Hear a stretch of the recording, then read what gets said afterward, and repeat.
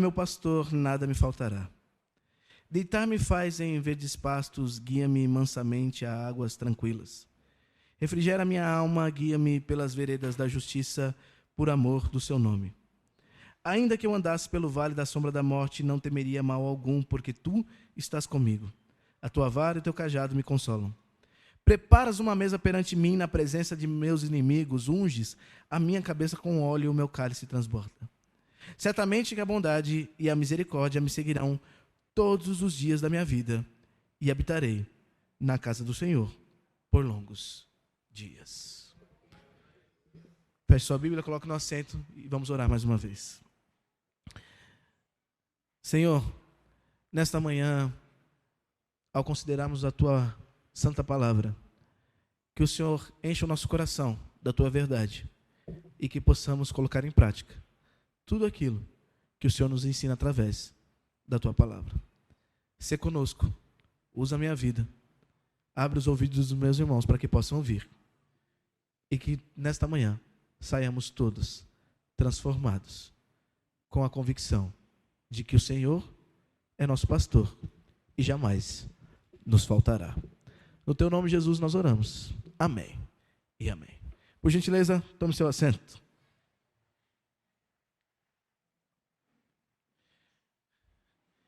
Você tem medo do quê? O que te causa espanto ou temor, medo? Tem gente que tem medo de andar sozinho. Tem gente que tem medo, por exemplo, de pegar ônibus num lugar que está deserto. Tem gente que tem medo de altura.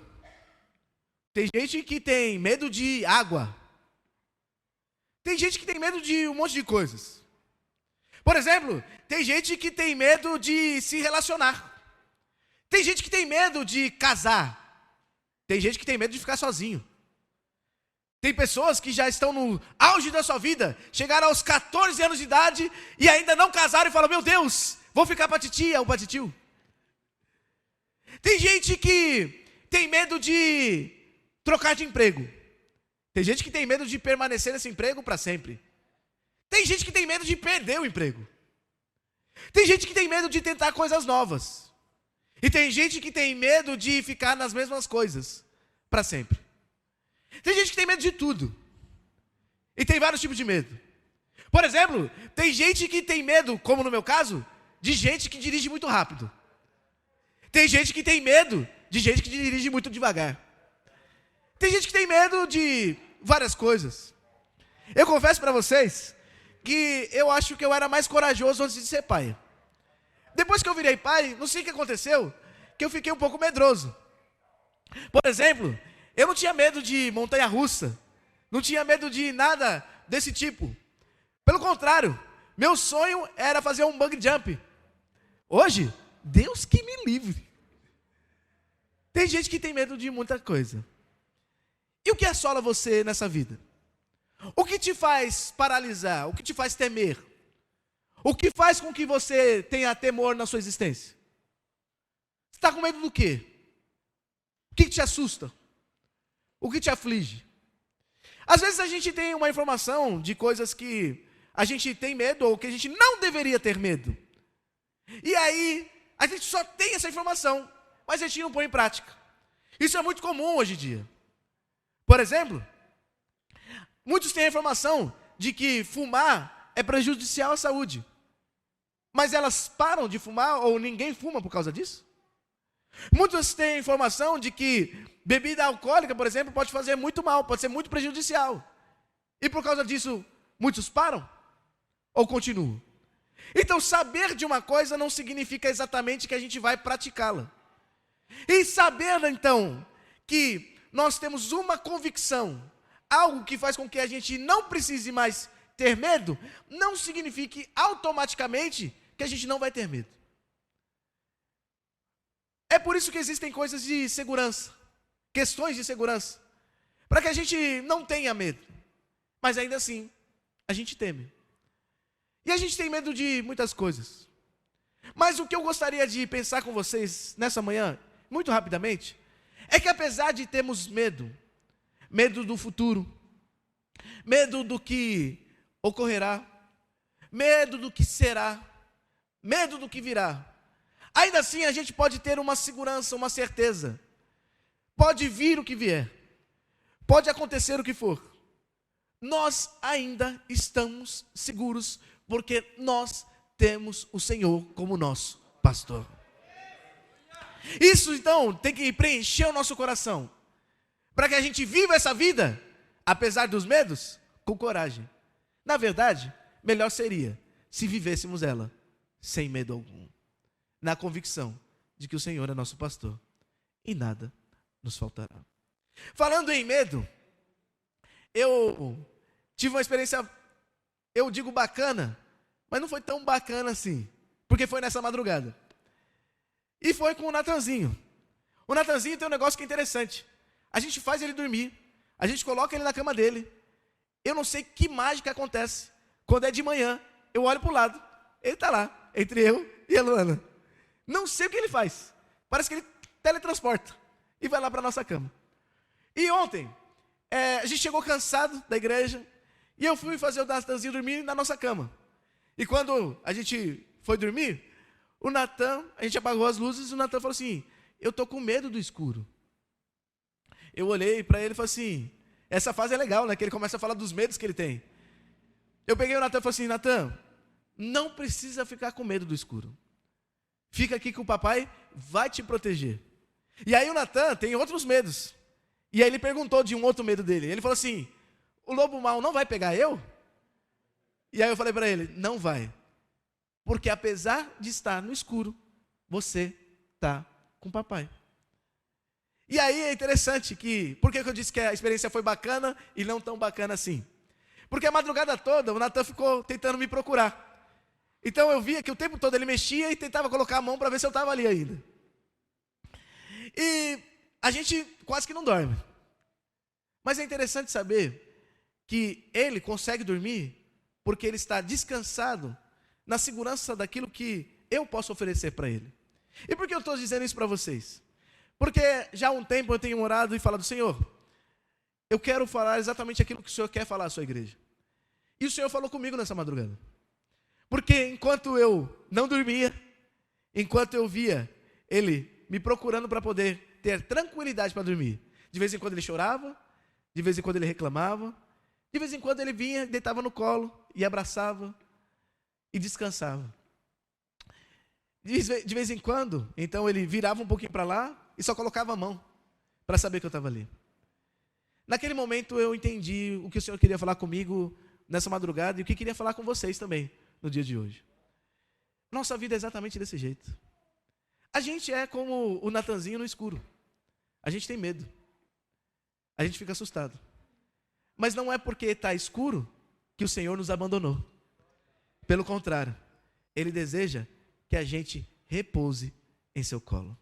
Com uma grande vantagem: esse Deus que nós servimos não precisa dormir, nem toscanejar.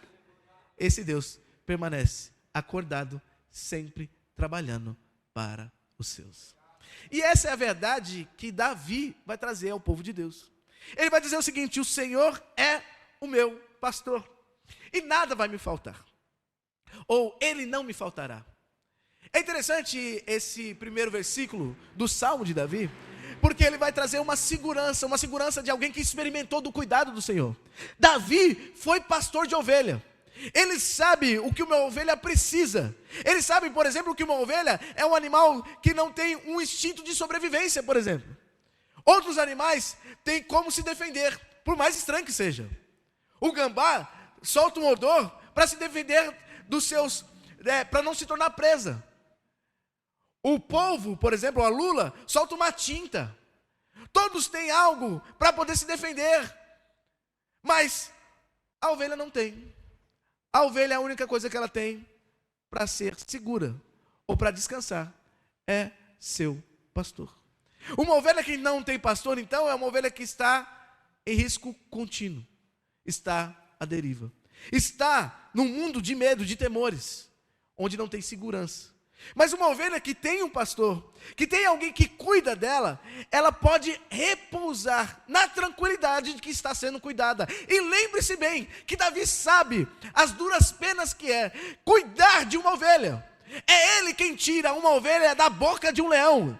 É ele quem tira uma ovelha das garras de um urso. Isso para mostrar à ovelha que ele tem cuidado dela. E quando Davi então diz que o Senhor é meu pastor e nada me faltará, ele fala nessa convicção: não importa as feras que venham para poder acabar com a nossa existência, o Senhor ainda estará continuamente cuidando do seu povo. Não importa se tem um predador rondando a gente, rugindo como um leão, buscando a quem possa tragar, o Senhor ainda cuida das suas ovelhas. Mas a gente precisa ser a ovelha dele. O problema é que a gente não quer ser ovelha. A gente não quer ser defendido. A gente não quer, por exemplo, passar por uma situação e não revidar. A gente quer o quê? A gente quer a gente mesmo tirar a nossa própria justiça. A gente não quer receber uma bofetada e dar o outro lado da face. Deu uma bofetada? Eu não levo desaforo para casa. Agora essa pessoa vai ver o que é bom para tosse. Mas Davi está dizendo exatamente o contrário. Que a gente, o povo de Deus, tem tranquilidade de levar o desaforo para casa sim. Porque a gente sabe que tem alguém que vai cobrar isso por nós. A gente tem um pastor, alguém que cuida da gente, alguém que a gente pode repousar no seu colo, mesmo no momento de escuridão. Alguém que está com a gente e que continuamente, às vezes a gente se debruça, se bate, mas às vezes a gente tem esses relapsos, esses momentos onde a gente consegue descansar então nele, reconhecendo que ele é o nosso pastor, que ele é quem cuida da gente, ninguém mais, só ele. E aí Davi continua dizendo que ele me faz deitar em verdes pastos e guia-me mansamente a águas tranquilas. O que é interessantíssimo é que ovelha não bebe em águas agitadas porque tem medo. Significa que o pastor tem que analisar o ambiente para levar a ovelha, para que naquele momento ela possa então se refrescar, se hidratar ou se alimentar. O deitar-me faz em verdes pastos, não é que ele faz a ovelha descansar e dormir. A ovelha só descansa em verdes pastos depois que ela se alimenta. É uma demonstração de saciedade. O que então Davi está dizendo é que esse Deus que nós servimos é o Deus que nos traz satisfação plena. É o Deus que nos dá o alimento, é o Deus que cuida da gente, é o Deus que cuida dos nossos dias. É o Deus que nos dá pão para comer e semente para semear. É o Deus que se importa com o pão nosso de cada dia.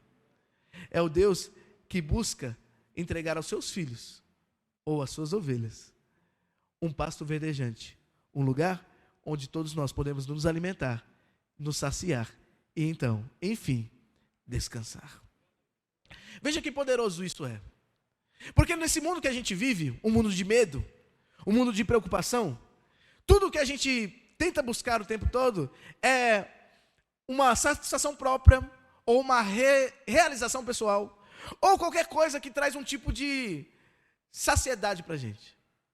Mas ele está dizendo que tudo isso que você pode tentar buscar no mundo, você pode tentar buscar no dinheiro, pode tentar buscar na fama, pode tentar buscar no poder, pode tentar buscar em variadas coisas.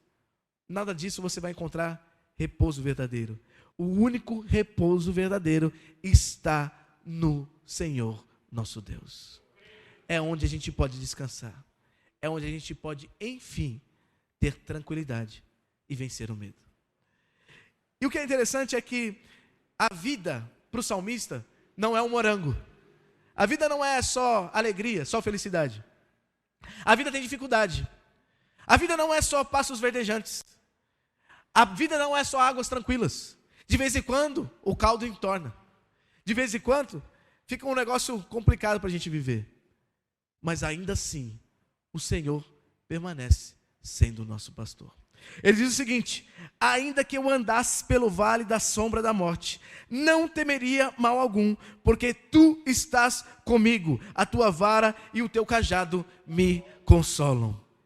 O que o salmista está dizendo então para o povo de Deus, um povo que entenderia bem as suas metáforas, porque era um povo que trabalhava com agropecuária, entendia o que Davi estava dizendo, é que mesmo em dias complicados, mesmo em dias difíceis, mesmo em dias que pareciam que a morte estava iminente, ainda assim ele confiava no Senhor, e ele não tinha o que temer, porque o Senhor estaria com ele todos esses dias.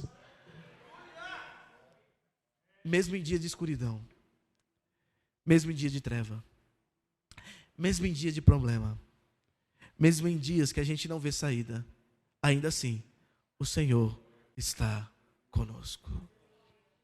Essa é uma convicção que nosso coração deveria ser preenchido. Mas como eu disse no começo da mensagem, nem sempre é. Saber que o Senhor está conosco nem sempre é suficiente para a gente.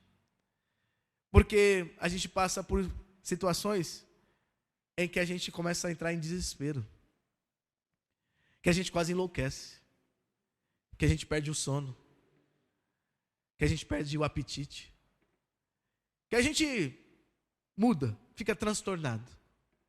Mas para aqueles que têm convicção de que o Senhor está ainda no comando, pode vir o que vier, pode ser o vale de sombra da morte que for, ainda nós temos uma convicção: o Senhor ainda está comigo.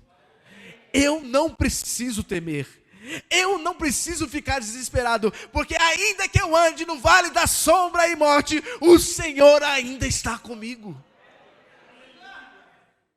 Veja, como eu disse, saber dessa verdade e não colocar em prática é a mesma coisa de saber que fumar faz mal para a saúde e ainda assim continuar fumando.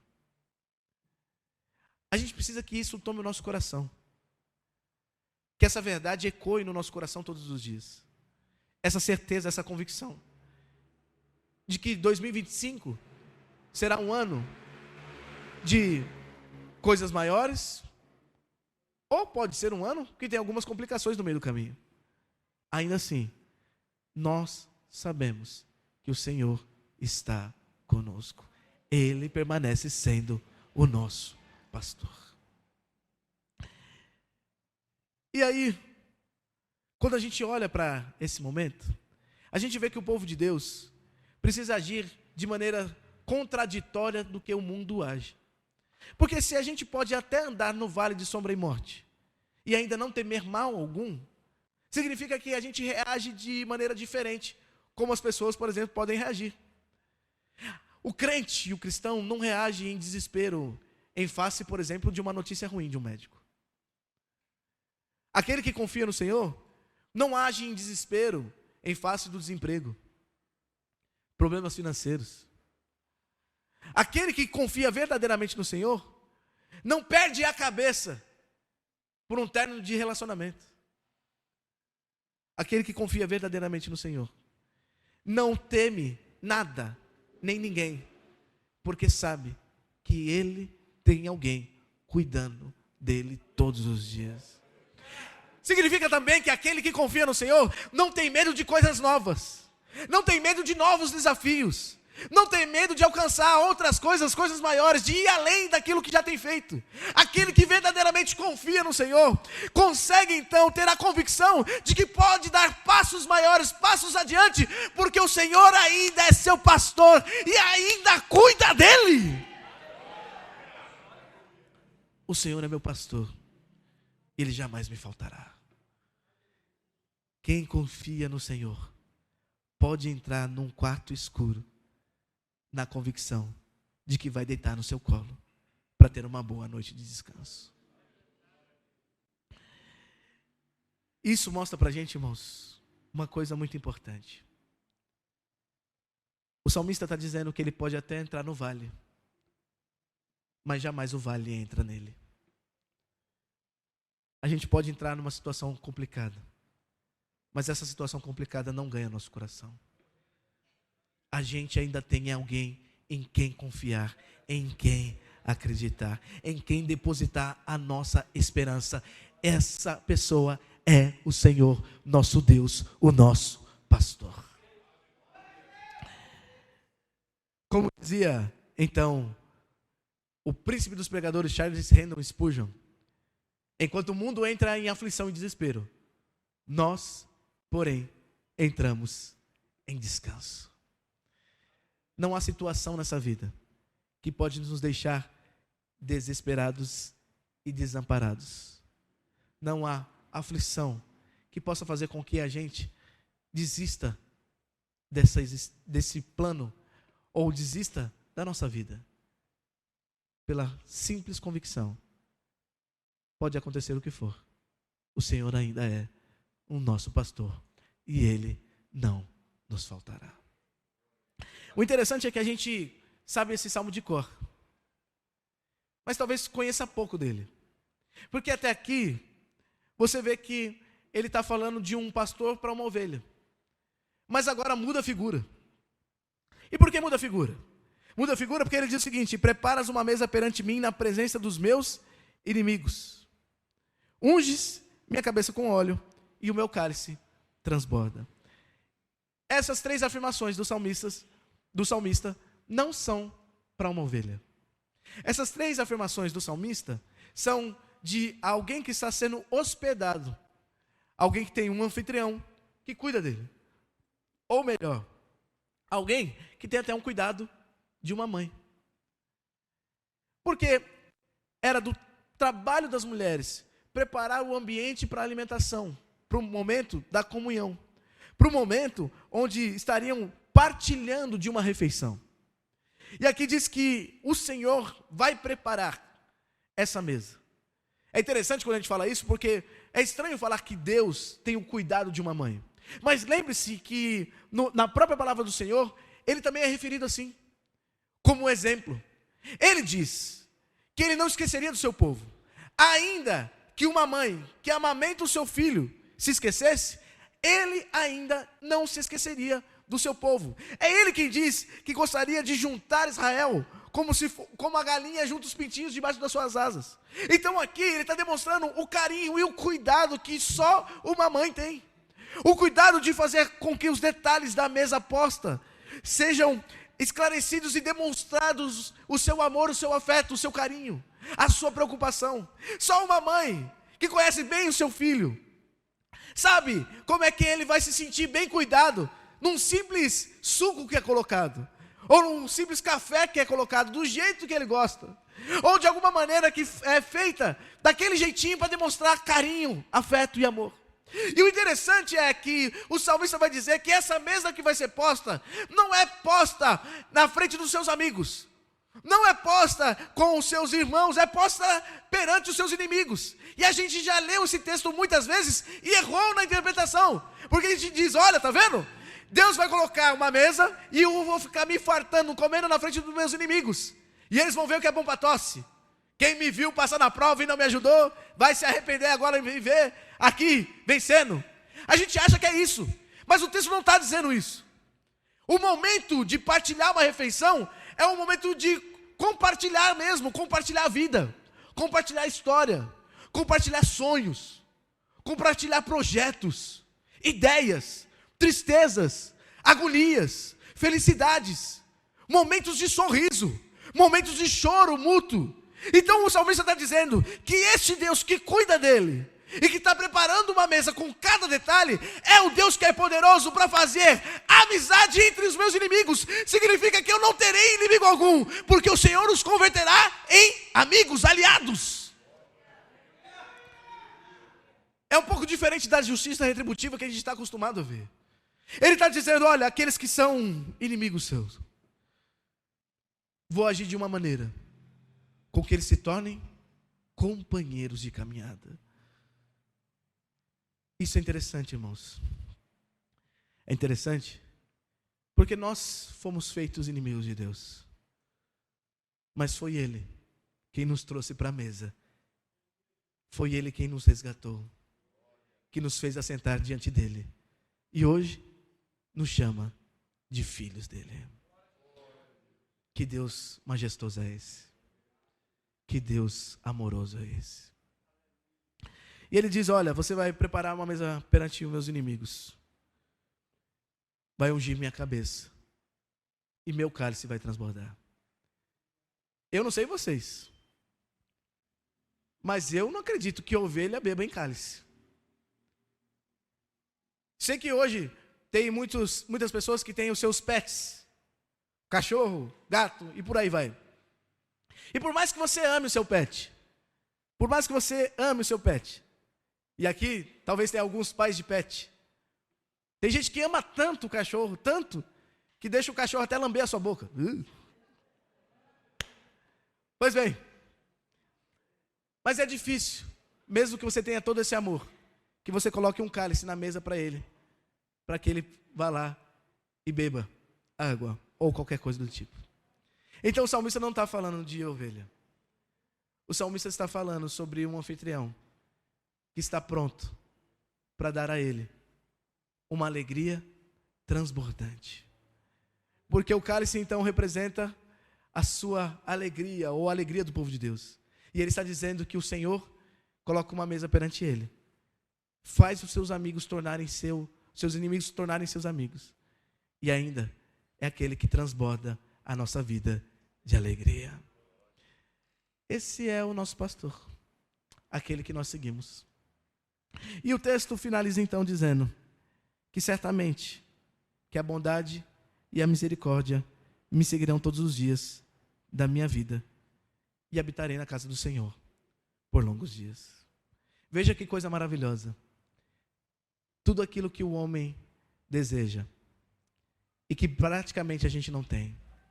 Num mundo de ódio, num mundo de vingança, num mundo de maldade, aqueles que têm o Senhor como seu pastor não precisarão correr atrás de coisas contrárias a isso.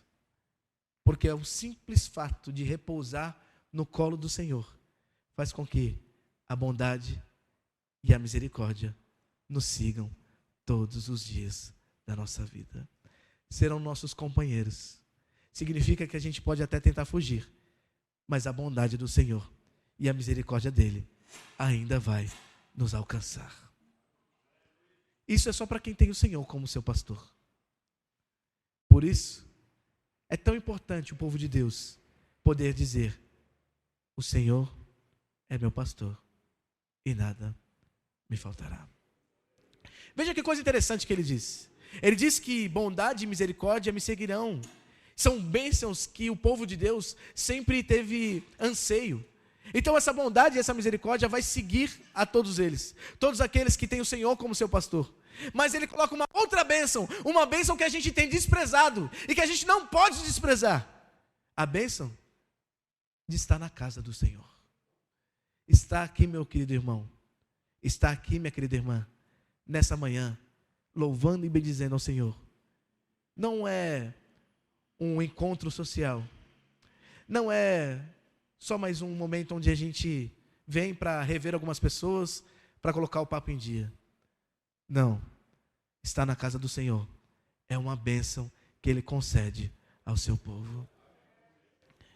Cada encontro desse nosso é uma bênção que o Senhor nos concede. É uma grande bênção, porque é aqui nesse encontro que nós lembramos que a misericórdia e que a bondade nos seguem todos os dias da nossa vida. E lembramos uma outra coisa, com o nosso falar, com o nosso ouvir, com o nosso testemunhar. Uma coisa que é muito importante para todos nós. Sabe o quê?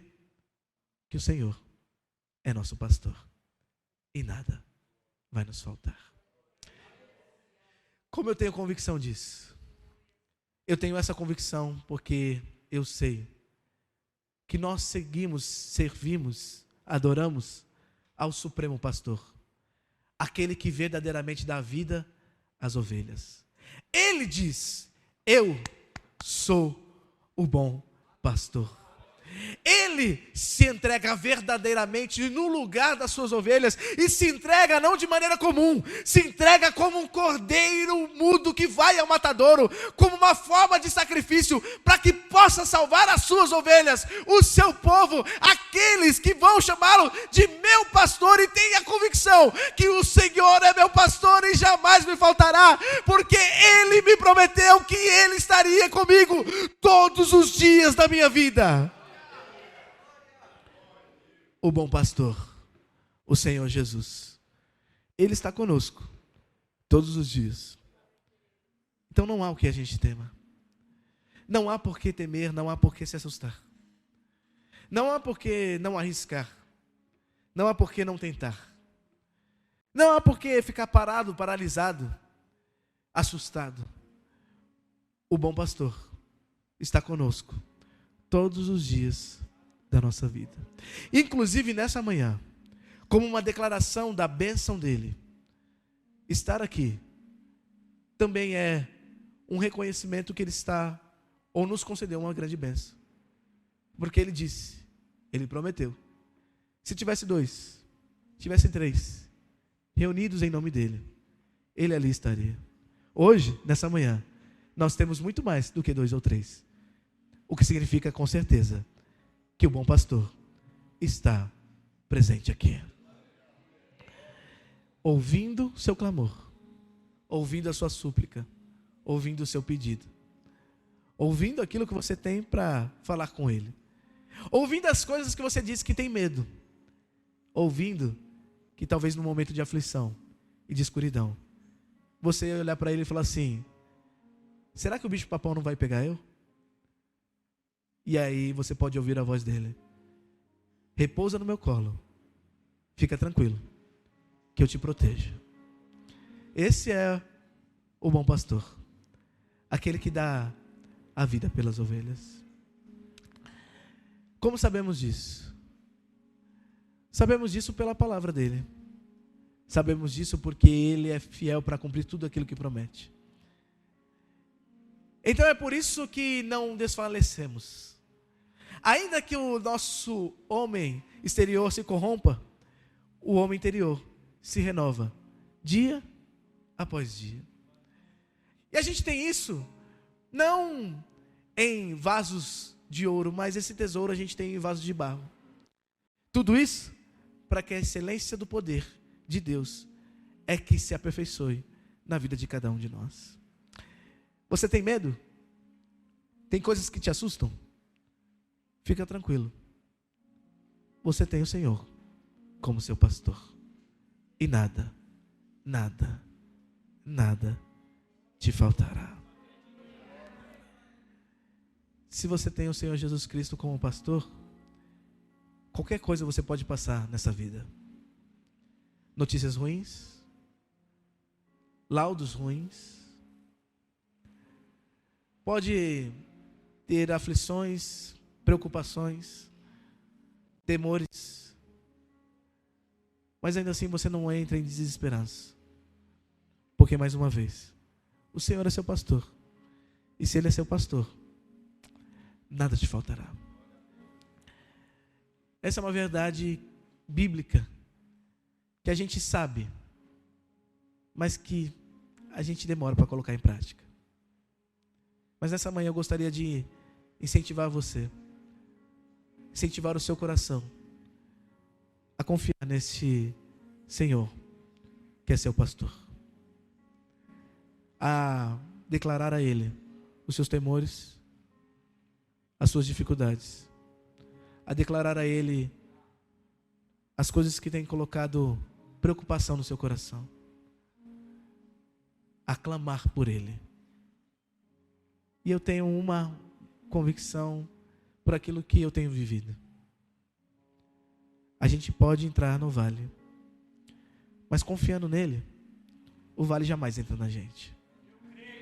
A gente pode ter um momento de escuridão, um momento que parece que as trevas estão reinando, mas é nesse momento, exatamente nesse momento, que Ele nos convida a repousar no colo dEle, para ter uma boa noite de descanso. Porque a convicção que Ele nos dá é, a noite sim, pode durar e ser de choro, mas tenha uma convicção, a alegria vem pela manhã. E porque nós temos convicção disso? Porque o Senhor é meu pastor e nada me faltará. Deus te abençoe.